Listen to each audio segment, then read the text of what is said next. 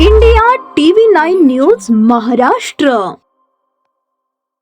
सोलापूर शहरातील प्रतापनगर परिसरातील शेतजमिनीच्या व्यवहारात तब्बल 20 लाख रुपयांची फसवणूक झाल्याचा धक्कादायक प्रकार उघडकीस आला आहे.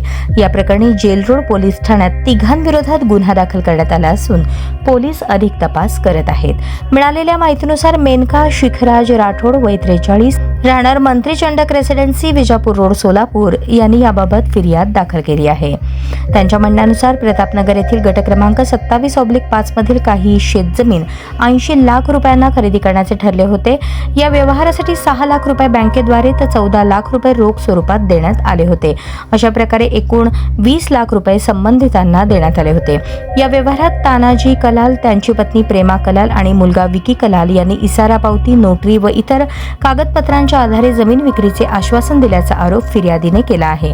मात्र त्यानंतर संबंधितांनी फिर्यादीला कोणतीही पूर्वकल्पना न देता 16 एप्रिल 2025 रोजी तीच जमीन नितीन गायकवाड आणि अमोल गायकवाड यांना तब्बल 1,57,50,000 रुपयांना दस्त नोंदणी करून विकल्याचे समोर आले आहे.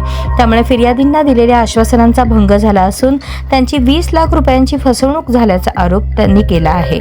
या प्रकरणी मेनका रोडे यांनी दिलेल्या तक्रारीवरून तानाजी मल्लप्पा कलाल, प्रेमा कलाल आणि विकी कलाल यांच्या विरोधात जेल रोड पोलीस ठाण्यात फसवणुकीचा गुन्हा दाखल करण्यात आला आहे.